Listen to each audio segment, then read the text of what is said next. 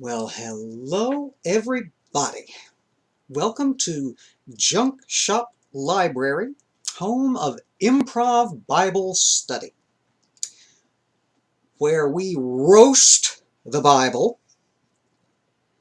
and we can do so because we read every damn word of it.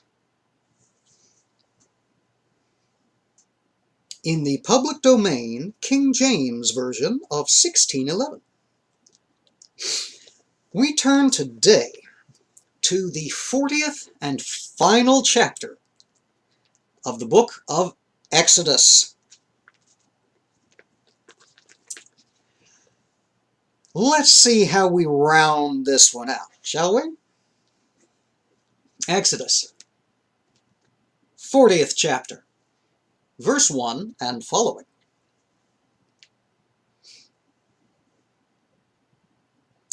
And the Lord spake unto Moses, saying, On the first day of the first month shalt thou set up the tabernacle in the tent of the congregation. And thou shalt put therein the ark of the testimony, and cover the ark with the veil. And thou shalt bring in the table, and set in order the things that are to be set in order upon it. And thou shalt bring in the candlestick, and light the lamps thereof. And thou shalt set the altar of gold for the incense before the ark of the testimony, and put the hanging of the door to the tabernacle. And thou shalt set the altar of the burnt offering before the door of the tabernacle in the tent of the congregation. And thou shalt set the laver between the tent of the congregation and the altar, and shalt put water therein. And thou shalt set up the court round about, and hang up the hanging at the court gate. And thou shalt take the anointing oil, and anoint the tabernacle, and all that is therein, and shalt hallow it, and all the vessels thereof, and it shall be holy. And thou shalt anoint the altar of the burnt offering, and all his vessels, and sanctify the altar, and it shall be an altar most holy. And thou shalt anoint the laver and his foot, and sanctify it. And thou shalt bring Aaron and his sons unto the door of the tabernacle of the congregation, and wash them with water. And thou shalt put upon Aaron the holy garments, and anoint him, and sanctify him, that he may minister unto me in the priest's office. And thou shalt bring his sons, and clothe them with coats, and thou shalt anoint them, as thou didst anoint their father, that they may minister unto me in the priest's office. For their anointing shall surely be an everlasting period. Too many of the same vowel combinations. Try this again, starting at verse 15. And thou shalt anoint them, as thou didst anoint their father, that they may minister unto me in the priest's office. For their anointing shall surely be an everlasting priesthood throughout their generations. Thus did Moses, according to all that the Lord commanded him, so did he. And it came to pass in the first month, in the second year, on the first day of the month, that the tabernacle was reared up. And Moses reared up the tabernacle, and fastened his sockets, and set up the boards thereof, and put in the bars thereof, and reared up his pillars.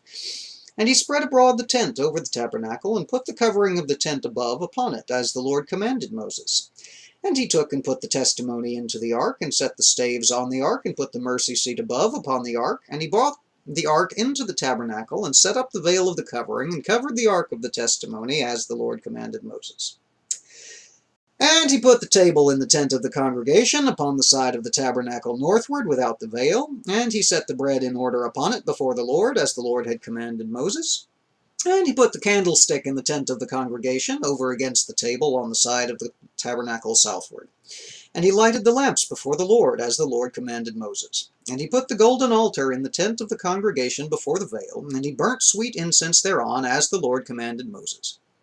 And he set up the hanging at the door of the tabernacle. And he put the altar of burnt offering by the door of the tabernacle of the tent of the congregation, and he offered upon it the burnt offering and the meat offering, as the Lord commanded Moses. And he set the laver between the tent of the congregation and the altar, and put water there to wash withal. And Moses and Aaron and his sons washed their hands and their feet thereat, when they went into the tent of the congregation, and when they came near unto the altar, they washed, as the Lord commanded Moses. And he reared up the court round about the tabernacle and the altar, and set up the hanging of the court gate. So Moses finished the work. Then a cloud covered the tent of the congregation, and the glory of the Lord filled the tabernacle. And Moses was not able to enter into the tent of the congregation, because the cloud abode thereon, and the glory of the Lord filled the tabernacle. And when the cloud was taken up from over the tabernacle, the children of Israel went onward in all their journeys. But if the cloud were not taken up, then they journeyed not until the day that it was taken up. For the cloud of the Lord was upon the tabernacle by day, and fire was on it by night, in the sight of all the house of Israel throughout all their journeys.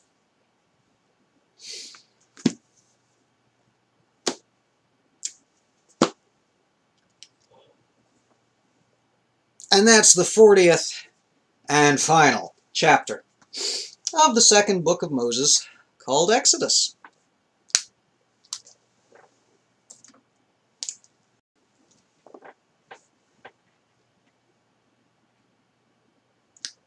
You realize that we just repeated some of this stuff the second time.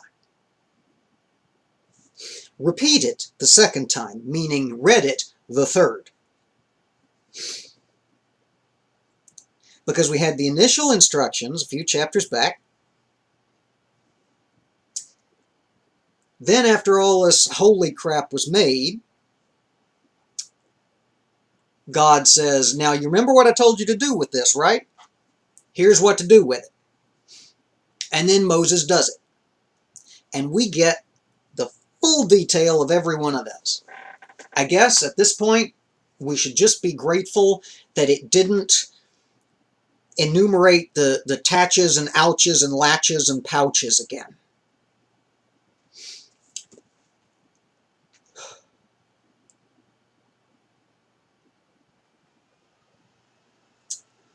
Well, other than the complaints about repetition, the only interesting thing in that entire chapter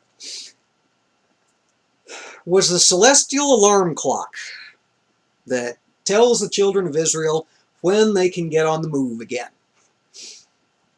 Because after the tabernacle's set up, the cloudy presence of God fills the tabernacle and stays there, hangs there, smoke by day and fire by night.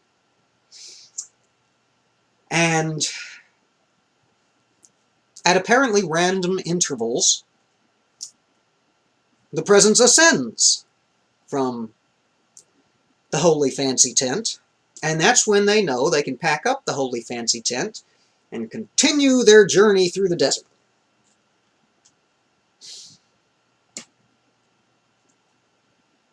And that's all there is to that chapter.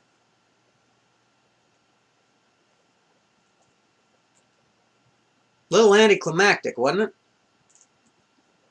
it? But we survived the book of Exodus.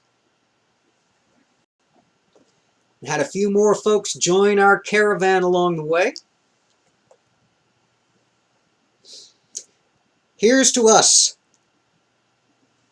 braving the word of the Lord, being not intimidated by it, and actually making fairly decent progress, if I do say so myself. So, cheers.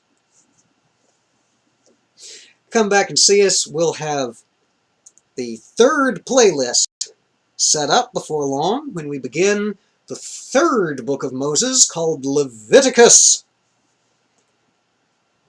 which is renowned as being one of the least interesting books of the Bible. But after those last handful of chapters of Exodus, I'm going to take my fucking chances. All right. Well, y'all take care. Be safe. And we will see you again here soon for Leviticus. Ready or not, here we come.